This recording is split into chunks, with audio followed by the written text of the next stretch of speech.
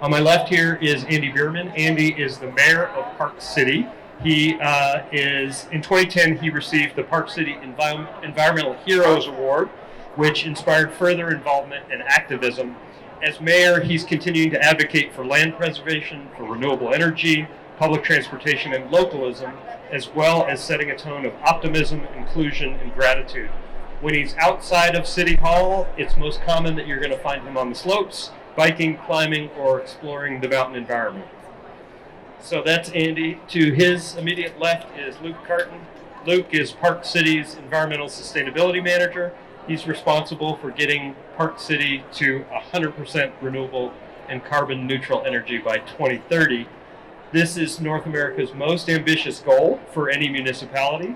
He co-founded Mountain Towns 2030 with Andy Bierman in just a couple years back, and they are working to accelerate mountain communities' efforts to achieve carbon neutrality by 2030 around the country through their unique influence and economic impact. On his left is Alice Jackson. Alice Jackson is the president of Xcel Energy Colorado. Alice has a wealth of experience in managing government and stakeholder relations, as well as developing innovative products and services for customers, gained over a 17-year career in the energy industry. She received her bachelor's in Management Information Systems from Texas A&M and completed the Harvard Business School Program for Leadership Development. And one other thing about Alice, she is the youngest woman executive leading a utility in the country today. So Elizabeth Lawrence is on Alice's left. She's a Summit County Commissioner. She's lived in Breckenridge for nearly 2 decades. She previously served on the Breckenridge Town Council as Mayor Pro Tem, and her interest in local politics began when she began to advocate on early learning initiatives, and in particular to support working families. Her policy interests include transit, workforce development, workforce housing, preserving public lands, and expanding the arts throughout her mountain community. And she's just been selected to train with former Vice President Al Gore on his Climate Reality Project. And then finally, all the way over there on the far side is Mayor Eric of the town of Breckenridge. Eric has been the mayor after serving on the council, serving on a variety of local commissions, involvement in government in just about every way there. He is also a successful restaurateur and runs a business that's been going for 30 years strong in Breckenridge. So that's our panel. I want to talk just a little bit before we jump into questions from the panel about the imperative for action. I think everyone here understands the urgency around taking action on climate and reducing carbon emissions and other global warming emissions. The last 10 years, of course, were the warmest on record. We've seen an incredible amount of weather weirding, where we have droughts, we have floods, we have increasing wildfires, strange weather patterns, not just here in the Intermountain West, but around the world, of course. And the science keeps getting better and better, which, of course, helps us understand the problem much better, but it also keeps getting increasingly scary because we understand more what some of the impacts will look like. Essentially, the science tells us that we have about 10 years to really begin making dramatic reductions in carbon emissions. That means that we have to transform our economies from economies today that are primarily reliant on fossil fuels for our energy to economies that primarily rely on carbon-free sources of energy. So there's a big challenge there. Each of these people that's with us here today has played a unique role in that. Western Resource Advocates' role in that has been to focus on the one sector of the economy that we think can move the fastest to reduce carbon emissions the quickest, and that's the utility sector. While we look at the federal level and we see a kind of parade of problems and challenges on the conservation side, and certainly in addressing climate, it's a very different scene on the state level, and I think each of these people has unique perspectives that they can share with how that is going on state and municipal level. So our role has been working with 6 utilities in particular that over the course of the last 2 years have all made major announcements in terms of reducing their carbon emissions consistent with the science. Just last week, Arizona Public Service made a major announcement that they're going to reduce their emissions consistent with the climate science. 2 weeks before that, Tri-State Generation and Transmission here in Colorado made a similar announcement. 2 months before that, Rocky Mountain Power, which operates in Utah, made a similar announcement. And so this is happening around our region and around the country, but there's no utility that has led on climate change like Xcel Energy has. So I'm going to turn to Alice in just a second, but before I do, we share a common story in some ways, in that Alice and I started in conversations with our teams back in 2015 and 2016 about our common interest in reducing carbon emissions around the West. And those conversations identified that there was a lot of common ground in how we could come to a plan that would reduce carbon emissions. Alice has led the utility through a remarkable transformation, and that story is something I'm asking her to share here today. So Alice, let's start with you. And the question that I have for you is the vision to get to carbon-free energy by 2050. How did it come about, and where are you in your thinking as a utility on that? Are we working? Oh, howdy everyone. Hopefully you're having a great time out here. Thank you, John, for the introduction and for recognizing the remarkable shift that has happened in our industry and the one that we've been able to take here in our communities in Colorado. So it's a little poignant for me sitting here with the mayor of Breckenridge, because I think we would say 5-6 years ago our relationship wasn't as good. And today, we're in a much better place because of some of the actions that we've taken, some of the interactions, some of the community that we've been able to build and work together. And that really is what it comes back together to what John was mentioning, is 5-6 years ago, we kind of had this pivot point. We had the opportunity to really sit with our communities and go, what is it that you want? For those of you less familiar with Xcel Energy, we're a utility provider on the electric side, the gas side, and we also have some steam businesses, one mainly here in downtown Denver, the oldest continuously running steam business. On the electric side of the business, there's been a lot of conversation about carbon emissions, other greenhouse gases. We've done a lot of and taken a lot of action on NOx and SOx throughout the years. Carbon's been kind of that holdout of how do you really, pick this one apart? How do you look at it? How do you shift? And a number of years ago, we had the Renewable Portfolio Standard put together in Colorado, and we weren't in favor of it back in 2004. And for a couple of reasons, reliability and cost.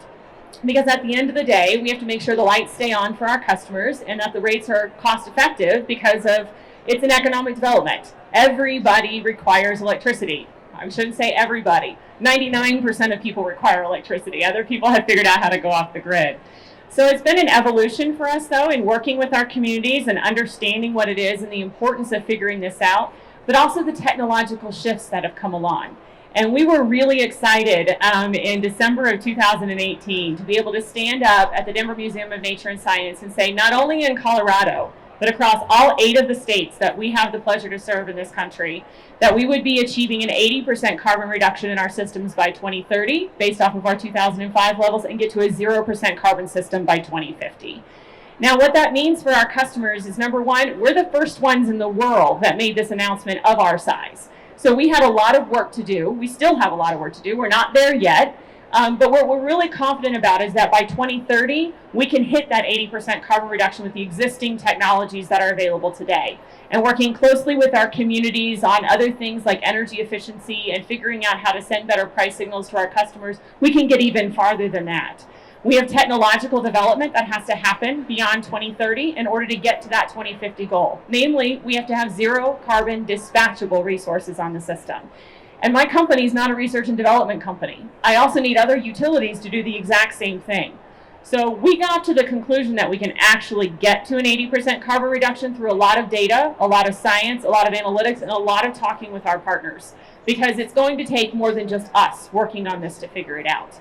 But that last 20% is the focus that we've also decided we have to spend at least half of our time doing that, even while we're making this huge transition through 2030.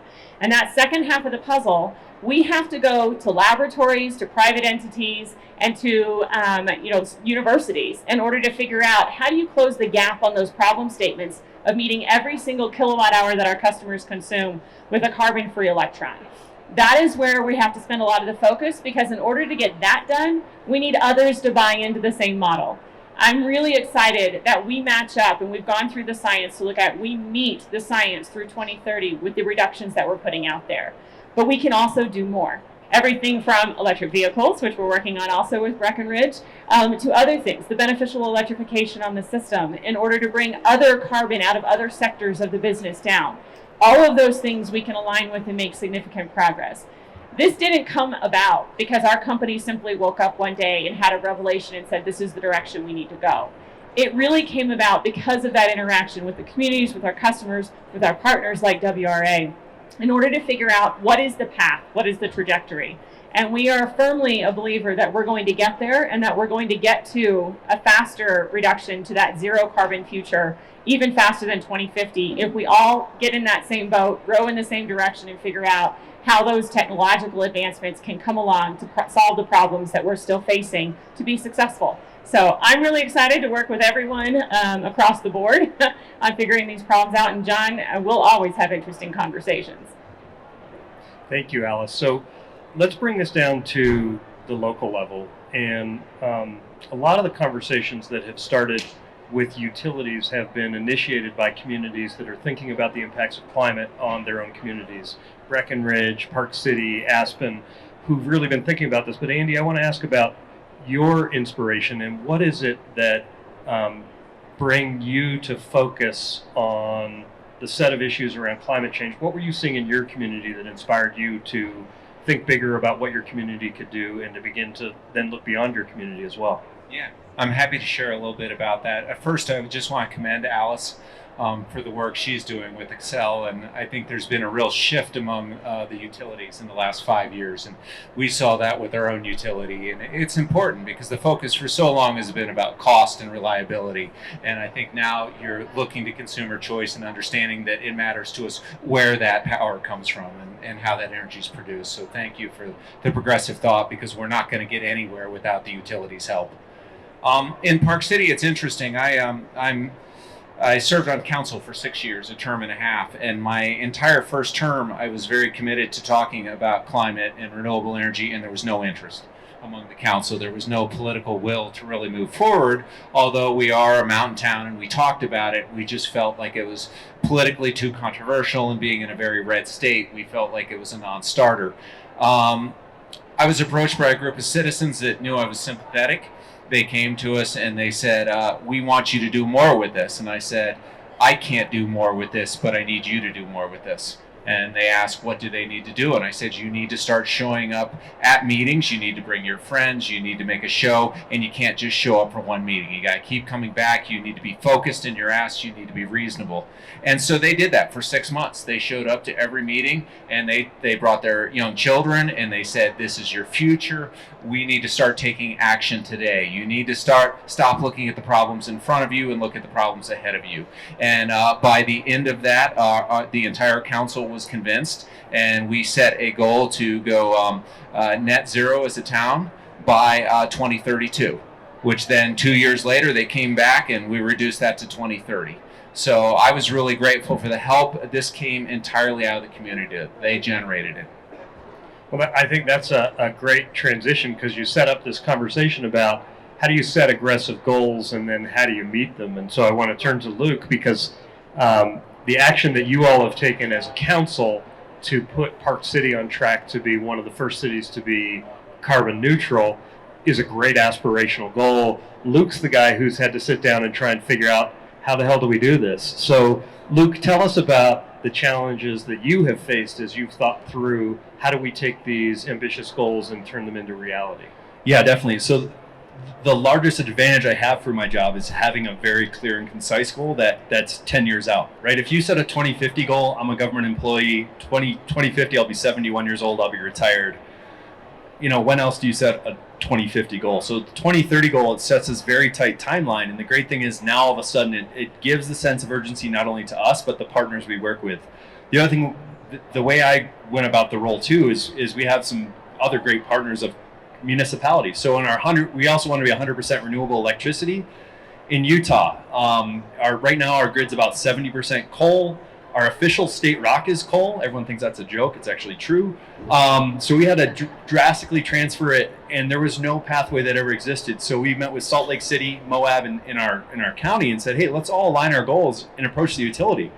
And the utility, after kind of, hemming and hawing, and we had a lot of great discussions, they said, yeah, let's try it. So just last year, through our cooperative of communities and the utility, we ran a bill in the Utah legislature. And, the Utah legislature is very different than Colorado. It's about 88-ish% Republican, it's, just different shades of red. But the interesting thing is, with 100% renewable bill for communities by 2030, it actually passed with over 2/3 majority, because it's about customer choice. It's about more jobs for the state. And the other interesting thing about the bill is we left a pathway between when the bill passed in March through the end of the year for other communities to join. So we thought, we might be able to pick up one or two more. Currently, we have 23 communities that are going to go 100% by 2030. 40% of the utility's statewide load is now a part of this program. And it's not, and Alice summed it up well, but there's so many opportunities out there. We actually view it as, and while that went on, the utility also made the announcement that they're going to switch from 60% coal by 2030 to 60% renewables. We actually think we can accelerate that even faster. And yes, there's the environmental side, but there's also a huge economic impact side too. Within our community boundaries, it's a $25 million annual spend on electricity. So that right there is a great reason to have someone in your community focused on environmental. If you look at all the carbon-based fuels for our carbon footprint, I won't tell you what the tons of carbon is. I'll tell you that the annual spend is $245 million. So now all of a sudden you look at the economic opportunity of that, and also not sending money to Iran, Venezuela, Russia, places that are dictatorships or politically unstable. We can now tighten that in. So now we're saying, hey, we want to capture that back within our region and our community, and that's key. So we have a myriad of ways going about it, but the fun thing with having these ambitious goals is we get to figure out the way. It's not the other way of like, well, if we do this, and this, it'll get us to 40%. Our response is, no, we have to get to net zero carbon by 2030, and we're going to figure out the way to do it. So it really opens up these really unique partnerships, everything from working with ranchers to having the nation's highest mileage electric bus fleet to, having these really interesting and deep conversations, because we can't push off the idea. And out of that, we formed the Mountain Towns 2030 piece. So Andy and I said, hey, this is going well. We've got a head of steam in our state. What if we expand, mountain towns, we can kind of talk the same language. It's a very similar, driven group of individuals who have a very deep tie to the environment. And the thought was, hey, we don't have to wait for the federal government. Every single week or every single month, we get pestered by, hey, all these mayors are signing on and sending another letter to the federal government saying they're a bunch of idiots because they don't know how to do car efficiencies or light bulbs or this. And it's like, after you sign out to about a dozen of those, you're like, nah, we're good. But the flip response is, our communities are really good at problem solving, right? Park City, we have to go from 8,000 folks up to 60,000 folks, back down to 8,000 folks. So we're used to this flexibility, and we have very driven individuals that love the outdoors. So if you tie those two together, it really took off. So we hosted an event in October, and it was kind of like, all right, we're having a party. Is anyone going to show up? And we had over 30 mountain communities, 40 nonprofits, another 15 NGOs, some businesses. We had the 4 major ski resorts come and support. And the cool thing is, again, this is not a formal organization. It's grassroots saying, hey, if we start all aligning our goals, this is how we can drive things further. And the cool thing is we've had 25 communities sign up to do climate conversations in their community, and they're happening. They just happened last week, just up the road from here. So it's awesome. Excellent. Let's take that to talk a little bit about the influence that local communities can have on their utilities and on their state level goals, because back in 2016, when we were having some of these early conversations with Xcel, they were the utility that was willing to sit down with us and really talk this through. And in some ways, we couldn't even sit down with the CEOs of some of the other utilities. And what started to happen is communities really began to contact their utilities and say, this is the direction we're going. This is where we want to be. And I think utilities have really responded to that, to the point where earlier this week, I was invited to meet with the CEO of APS, and a few weeks ago it was Rocky Mountain Power. It's changed the dynamic pretty substantially. So I guess my question around Summit County is, what is Elizabeth first, and then we'll move on. Tell me a little bit about how Summit County is approaching this, and what does leadership look like for you all and your engagement in climate? I served on the Breckenridge Town Council with Eric, and we had a group of citizens, very similar story to Park City. They called themselves Ready for 100, and they came to every council meeting over and over and over, and were really pushing us. And we maybe said for a bit, oh, we can't do that because we don't have the support of Xcel. And then we realized, wait, that's our role, is to reach out to Xcel. And so our Xcel rep, we worked with her and really realized we had to get the utility on board. And there's a number of challenges associated with that.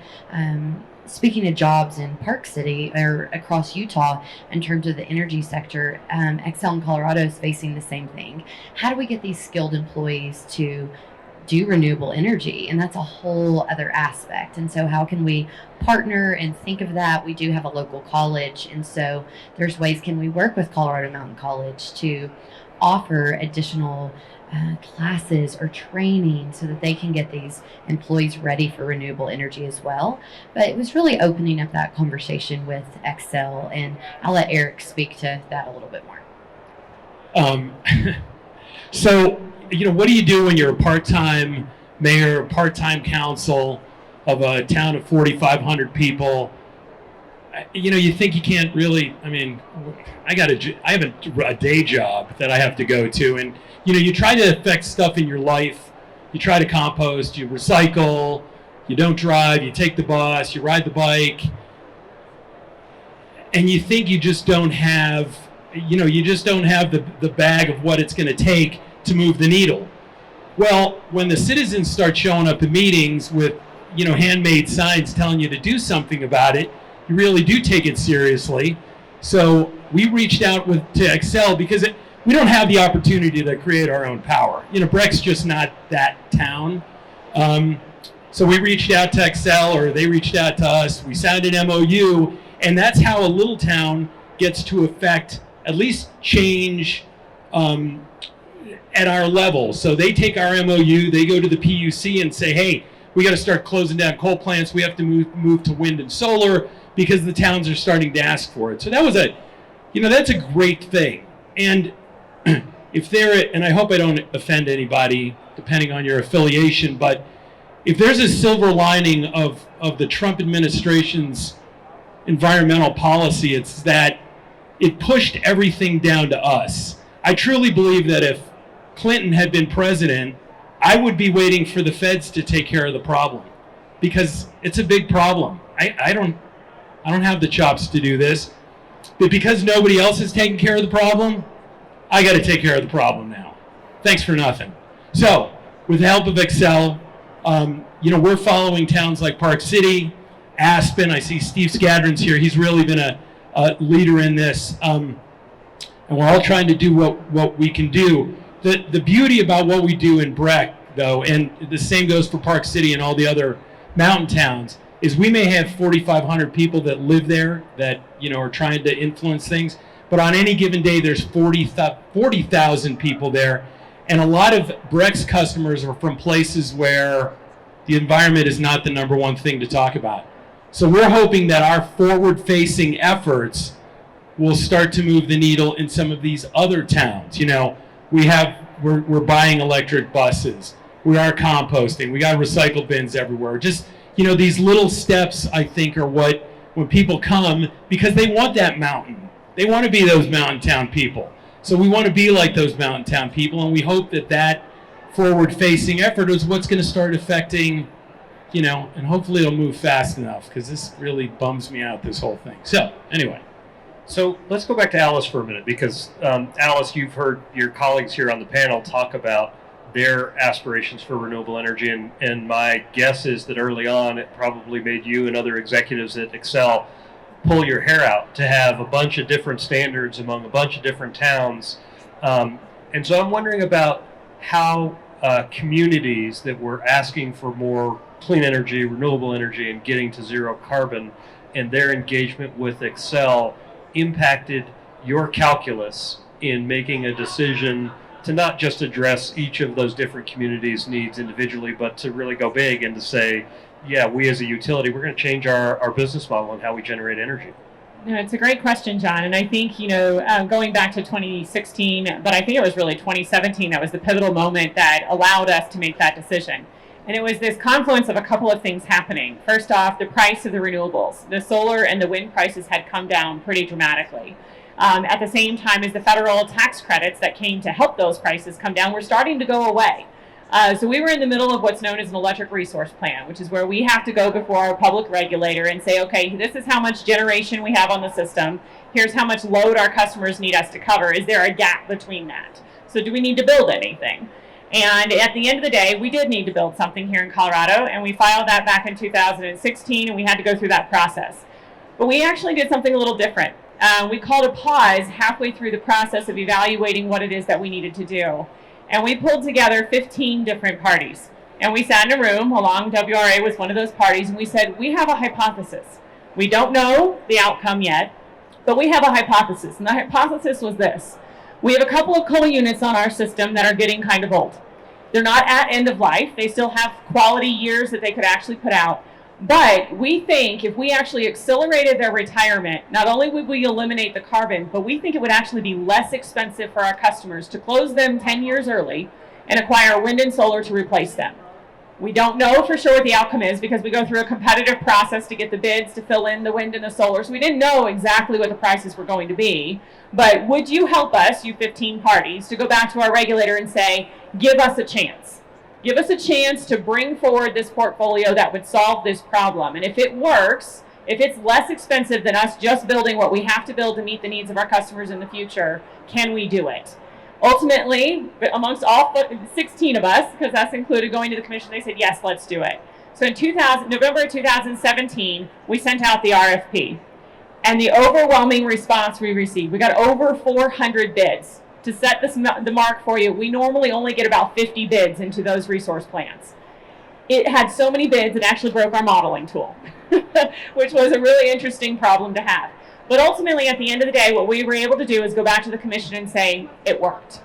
We are able to close over 660 megawatts of coal 10 years early and replace it with 1,100 megawatts of wind, 700 megawatts of solar, 275 megawatts of battery storage, purchase an existing natural gas-fired system, and get to 55% renewables by 2026, implement a 60% carbon reduction at the same time, and save our customers over $215 million on a net present value basis. That is a win-win-win. That solves our community problems, that solves our company's problems, that solves our NGO problems. It gets us to an outcome that actually can show you how you can come together across the communities. John's exactly right. We had Breckenridge saying, hey, we want 100. We had Denver saying, let's go to 60. We had, up in other areas, different numbers. At the end of the day, it wasn't a matter of can we hit 20, can we hit 30, can you hit 35, can you hit 40? We actually called a timeout and said, can we do 100? And we did the analysis internally, and we got to the point where it was, okay, we can't get to 100 with the existing technologies today, but we can get to this percentage, and by golly, we need to try. And then we started lining out, what are the problem statements of getting beyond that? And who can solve those problem statements? Where do we need to send them so that they can be solved by these other entities? Because this is not our area of things that we do. And that's what we're continuing to do today, John. And it's really worked with our community partners, but we need them on board with what we're doing. Because we're going to get to the 80% carbon reduction, but we need a little bit of patience to figure out the technology to get beyond that. And we need their support and help in order to be able to get there too. So, Elizabeth, I guess I'm interested in what your experience has been on the other side of that, in working with your community and partnering with Xcel as they work through the set of challenges that they're facing to get to carbon free. I would say that just like Alice, we're figuring this out as we go along. And we don't know yet exactly how we're getting there by 2030 or 2050. We set different goals in Summit County, and believe it's still the same in town of Breckenridge, that we would get all our own buildings and facilities by a certain level and then go townwide or countywide after that. And so we're making incremental progress right now. Town of Breck was really a leader in hiring a sustainability director, similar to what Luke does in Park City. We didn't have that. And so Breckenridge said, hey, we're going to do this. And I was still at Breck when that happened, and then quickly moved over to the county and realized, hey, we have to have a sustainability director to help us do this. It's not fair on our other staff. We have the resources, we have the bandwidth. So let's do this as well. And it's been great. Breck has really set a great example in having someone, and I know that the Breck employee really looks up to Luke, and we'll have the same thing with whoever we hire in Summit County, but someone that's dedicated to figuring out how we do that in our communities and really draw a great roadmap. What we had done is we had made a promise to our constituents. We're going to do this, but we're not sure exactly how. So in the same way that we trust Alice and Xcel to do that last 20%, that's what we're asking from our communities as well. The Xcel piece is really cool, but it's a difficult one to explain to the just guy on the street. They love the electric bus. They love the stuff you can see, but when you say, look, we got to deal with Xcel, they look at you like, yeah, and the hell does that mean? And when you say, look, they're going to 80%, and that's a big deal, people don't necessarily, it just doesn't click with them. So there's definitely a marketing piece that needs to happen. Like, none of us know how to finish that last 20%. I mean, that's, I want to know how I'm going to get all the cars off the highway that come to Breck on tomorrow morning, or actually this afternoon, because, that's a huge part of this that none of us have an answer for. We're not building high-speed rail. We're not running buses to the mountains. That, people in the West love their cars. Americans love their cars. How are we going to change that piece? Well, we start in these small incremental steps. I think Xcel's done a fantastic job, because we would be so far behind if it wasn't for Xcel deciding that this was, something that's right, but also something that's economically feasible for their shareholders, because that's a big piece. I mean, you gotta give a nod to that, because that's how this stuff in the end really works. So they've been a great partner. We need to be better at really pushing that message forward that, Xcel's they're way ahead of this thing. It's been really cool. But how do you tell everybody that without it sounding like I'm working for Xcel? So, Andy and Luke, I want to turn this conversation and ask two questions. One is, Andy, you described those early days in the town council when people were coming forward and they were, asking about climate and what was the city going to do and how are you guys going to respond to it.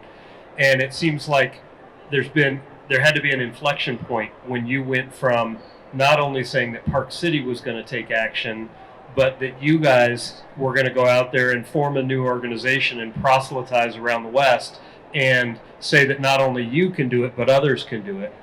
What was that process like, and when did you come to the decision that it's not enough just to do this here in our own community, we need to take this out and build a larger movement around MT 2030 and getting other mountain communities to adopt zero carbon goals? It's a good question, and I think you look at both mountain towns and coastal towns, and we're sort of the canaries in the coal mine. We're seeing climate change in action, whether it's melting snow or rising seas. You also look at mountain communities, and we tend to be progressive. We have lots of resource, meaning we've got a healthy tax base. We have residents that move there because of quality of life, so they expect clean air, good water, good snow, good recreation. And we also have economies that are largely dependent upon a healthy, cool climate in the wintertime, as well as good, moderate temps in the summertime. So we should be super motivated. So I'm of the belief if we can't do it, there's very little hope in the world. We have every tool we need. So it is incumbent upon us to take action. One of the things since the beginning of Park City's goal, we understand that we could go net zero tomorrow and we are not going to make a single dent in the global crisis. We're too small. So our power really is as influencers. If you look at our towns, those second homes, which really fuel our economy in our town, every other one of those has a CEO, a CFO, a board member of a major corporation, somebody that's famous, somebody that's an elected official. So they're coming through the town and they're seeing what we're trying to do. They're participating in the process and hopefully taking pride. We also believe, because we have a very supportive population, we can try things that maybe in a town that has a tighter budget or a more conservative population, they can't. For example, electric buses. We committed to a fleet of electric buses about 5 years ago now, and they really were cutting edge technology. And frankly, that's something that we very much banked on succeeding, and we made a measured risk, but that's a risk very few communities would have made. About a year ago, because those buses have worked quite well, and we're actually putting a tremendous amount of miles on them, we had LA come up and take a look at them because they were getting ready to replace hundreds of their buses with natural gas. And they saw our program and they decided electric's ready for prime time, and they ordered electric buses instead. That's just one example of many I've heard where people have come and seen what we've done, and they've been inspired to go back to their communities. So our hope is we can really serve as a role model, which led to our summit, which Luke will talk more about. Yeah, the main driver behind the summit piece wasn't a bunch of government wonks sitting around talking about intervening on dockets and all that nerdy stuff. It was truly like, hey, if we all set an ambitious goal and all aligned around it, and we don't really know the full way we're going to get there, that's how we're going to be successful, right? We'll start these conversations. And that's been the fun thing of like having these really deep conversations with the folks saying, hey, let's set this goal and let's enjoy kind of being uncomfortable and figure out how we're going to march forward on that. And it's, we have local governments, but we've also had businesses come in. We had, like I said, we had the ski resort panel show up. We had some financiers come in and talk about if communities and greater businesses can start aligning goals, the investment in those, it's multiplicative. It's not just additive. And the interesting thing too is when you understand that it's not about, hey, this is what we think we can do. It's we need to do this. When people hear of a 1.5 degrees Celsius increase, like that doesn't sound like much. Another way to view it is if the world hits a 50% carbon reduction by 2030, you still have a chance of hitting that 1.5 threshold, which is equivalent of having like almost 102 degree fever. So if you take that temperature increase and you apply it to your body of going from 98 to almost 102, and we're got a 50-50 chance if we do enough to get underneath that, it's like this isn't like a, hey, we might be able to do this and that. No, let's set the goal and let's figure out how to get there, and then through that we'll drive these unique partnerships. Like I said, many of the pathways we've created did not exist before we set these goals. And the great thing is we have alignment between our goal and the Vail Resorts goal. And out of that, we had conversations, and we're actually wrapping up a large agreement to build a large-scale solar farm to feed their operations, our operations, Altera's Deer Valley operations, 2 other government operations, and university operations. There'll be a massive solar plant going online by the end of 2022. It's actually under construction now that will feed all of us. The same thing, like we can align on these goals, and then we go find the resources. And people think, well, I don't know, I think the other thing too is whether you work for a brand, a business, a nonprofit, you're like, I don't know, this isn't my wheelhouse. Great, it's no one's. It's sweet. We can all figure this out together. Our local nonprofit, our community foundation said, hey, we want to help out. Community foundations are good at soaking people to get money away from them, aka fundraising. So they raised money into a competitive climate fund grant that they just said, hey, who's got a cool idea? We can fund it. And we're going through that selection process too. So again, the hardest part is actually setting the goal, and it's actually really freeing to have that ambitious goal. And our response is, dude, we're doing this in Utah, right? We're the land of different political thought, but the interesting thing is we're actually proving that this can get done faster than what we've even expected. Like I said, to have a nation's first bill when we got with the utility and we said, hey, people are like, why are you working with the utility? Our response is, if we can make this more profitable, they're going to transition even faster. But also the utilities now all of a sudden saying, hey, this electrification thing's pretty sweet. Let's speed this up too. So I work closely with them. We go to DC and talk about these high level, we meet with the Department of Energy, Vehicle Technology Office, all these other things. So again, we get to lead in that. But even outside of that, the fun thing about mountain towns leading it is we're pretty sure we can figure this out. And it doesn't matter what the action the federal government takes. I mean, yes, they could support this more, but we're still going to have to figure this out, right? We still need to figure out the traffic problems on that side of it. I just want to clarify, when we brought everybody to Park City for the summit, it wasn't to show folks what Park City is doing. The concept there was to inspire, to share practices, and build a collective courage. And we just wanted to kick it off and then hand it off. And luckily, we had very willing partners in that Summit County and Breckenridge immediately said, we want to go next and keep it alive.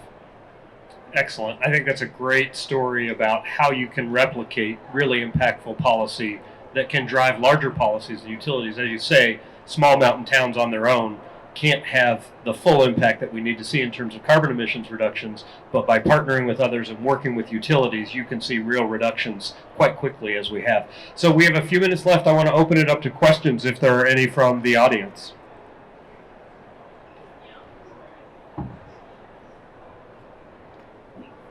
You self-screen yourselves, all right? Hi all, great panel. My name is Angela Pogue. I'm with the Colorado Department of Natural Resources. I'm just curious, with your carbon neutrality goals, have you had any discussions about carbon sequestration? And I'm particularly interested from the natural and working lands perspective, our forests or grasslands. Are towns talking about that? And if so, in what way? Love to. I'll give you the quick version. So really quick, everyone asks, what's your climate action plan? It's 4 concepts: efficiency, kind of a no-brainer; electrify everything we can; renewables; and then regenerate. And regenerative is different than emissions reduction. It's like we want to be able to thrive out of that. So because in Utah we can't touch energy code, so I can't say, hey, you need your wall thicknesses this way or something like that. We are going to need a carbon sequestration program to be able to hit our goal. But the cool thing about that is, so we have, if you ever drive into Park City, you have the iconic McPullen White Barn. It's the entry corridor. We're actually running a regenerative agriculture program out there to sequester more carbon into the soil, show some proof of concepts. But we're actually also talking to ranchers around the area too, because these family ranches that have been around for 100, 150 years are operating on a razor-thin margin. And if I can figure out a way to incentivize them by they can make a field decision that's truthfully like a 5-minute decision in a day that will sequester more carbon, all of a sudden that'll help their economics if we have a way to pay for that. And then we actually have willing businesses in town, some large hotel groups that say, yeah, we're interested in this program, because for them there's validity, right? The Montage could say, hey, we're sequestering the carbon of the dryers we can't change out yet. We can go drive to it. It's 30 miles away, right? And that's the key side. So we're working really closely with a ton of different groups, and I can nerd out with you later on which groups exactly, because the measurement and verification side and carbon sequestration is a little bit of a snake oil voodoo science right now too, and then there's some hardcore science too. So we said, hey, we're going to look at the national stuff, and we're actually going to go do and try some things. But sequestration will be a big part of it, both for I think its validity is a huge piece. It also truthfully engages people that aren't usually engaged. You know, every time I go to these places, people are like, oh, the mountain areas, all the water goes to agriculture, we should shut down air. It's like, no, we have to engage everyone, because that's, but if I can use the ranching community to make these decisions, and then all of a sudden the profitability of that family ranch is better, we're going to have people clamoring to get in and figure this out. And we have folks that are literally managing, there's one range manager we're talking to, manages 310,000 acres, right? If we can influence that person, that's going to be a massive positive impact. And again, for us, it gives us political cover too, because we have a very, very, very right-leaning federal delegation. But if their ranchers are saying, hey, this is something we're into, all of a sudden that changes, that flips the switch fast. Yeah, that's a great question. So in Summit County and in Breckenridge both, we have voter-approved tax base that goes towards purchasing open space. So in the county as a total, we have over 17,000 acres of open space. And so I think the next iteration of that is to make sure that our open space is sequestering carbon in the best way possible. So what we learned in Park City, and this was eye-opening to me, is that aspens sequester more than conifers and wetlands sequester more than that. And so just making sure through our open space money that we have, and we're very, very fortunate that we have this tax revenue and can do this work to make sure that our open space is making the most of it and making sure our wetlands are in pristine condition, et cetera, et cetera. We don't have quite as much agriculture as Park City and Summit County, Utah do, though on the north end of the county we do. And so it's working with those ranchers that lease some of our open space land to make sure through this regenerative agriculture piece that makes the most sense. And so in Summit County and in Breckenridge, we're going to continue to buy more open space and make sure that it's in wonderful condition to sequester that carbon. We've got time for one more question.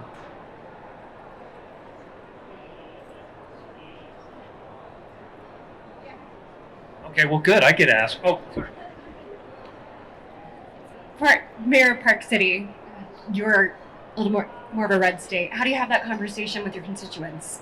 Are there folks there who don't want to talk about this piece, or how do you bring them to consensus? Or is it you? Sorry about that. Yeah. Okay. Either one of us can take that. We're steeped in it. But since I usually take the political end. In Park City, it's not much of a challenge. Our city is a town of transplants, and our politics are very progressive compared to statewide. Statewide, it's very difficult. When we set our goal of climate, we called it energy. It's about energy independence, So we've been very careful how we frame this. And when we went down last year, in conjunction with our county, Summit County, Salt Lake City, and Park City, we worked with Rocky Mountain Power to get a Community Renewables Act passed, which gives us a pathway statewide to go to net zero. But really, we didn't talk about climate. We talked a little bit about air quality, but mostly we talked about consumer choice, that there was a consumer desire to have more renewable power, and that choice didn't exist right now. And that resonates. So you really just have to work on finding a voice of common ground, and you don't want to alienate the other side. You may disagree with them, and the natural reaction is to consider them foolish, but really they have to be your partners, and you have to find a language you all share and focus on that.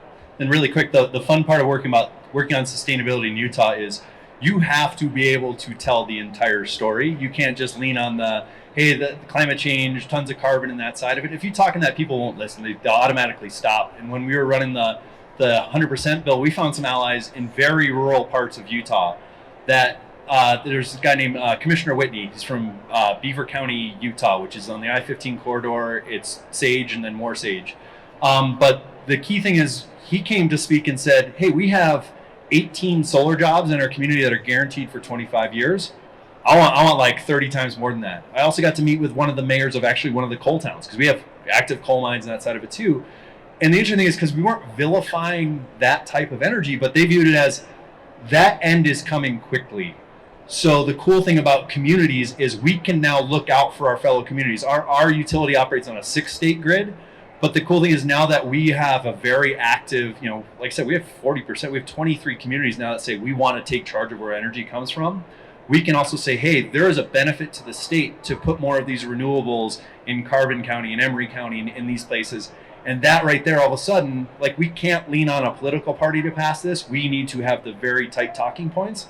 And the other interesting thing too is when we did the 100% piece and also the sustainability side, we're actually getting some strange, you get strange bedfellows, libertarians and all this other stuff. So it's a really interesting time, but the fun thing in Utah is you have to cut through the crap. You can't rely on talking about the IPCC. You have to be able to make it a very strong local and regional argument. So final question, quick answer format so that we actually hear from each of you. We've chosen to focus on the utility sector, as I mentioned at the start, because we think that's the place where you get the most reductions the fastest. And it sounds like each of you started in that place as well. And Alice, this is your world every day. There's a lot of work to do there to make sure that commitments are followed through upon and that the actions are taken to meet those carbon emissions goals within just the utility sector. But what's the next frontier? Why don't we start down at the end and come this way? Next frontier in reducing carbon emissions in your community. It's everything now, because people have their eyes open now. They want a little, now it's shotgun approach. For me personally, I'm trying to push composting in the county. We're trying to get to a place where we're starting to compost on a small level. I'm doing it at my restaurant, but now I'm starting to see that I got other stuff I want to compost. So how's my buddy Elizabeth here going to help me, because they own the dump where everything goes. So are they going to buy the grinder that we can start doing paper products? So there's so many things. I mean, now people know now. 5 years ago we talked about this, but people get smart quick. So everybody's got their thing that's important to them, and we just try to grab as many as you can and just push the ball forward. You can't do it all in one step. Just keep pushing. Okay, remember, quick answer format. Yeah, sustainable building codes. That's really what we're working on. We're going to pass it in Breckenridge and across the county. This has been a difficult thing. Originally, I was not so supportive of this. I went to Park City. I got literally scared to death and realized we have to have the courage to do this. So we're going to have some very aggressive sustainable building codes that are going to go into effect in Summit County. A couple of years ago, utility switched places with the transportation sector on the highest emitter in the country. So transportation is now number one. So our eyes, because it's something we can impact with electrification of vehicles, is transportation as well as our sector. Yeah, I'll follow on that really quick. It's electrification, so driving things, because we're going to have 100% renewable grid for us by 2030, driving electrification towards that, and transportation, especially in our transit realm. I would love to see Park City, it's as easy, if not easier, to get around on transit than it is in a personal car. Luke answered it for Park City, so I'm going to point out why we're here today. I think we need to continue to find partners and collaborators to join us in this. We've got good initial buy-in from the mountain towns. Certainly our largest resorts are showing tremendous leadership by working together, putting their competition aside and working together.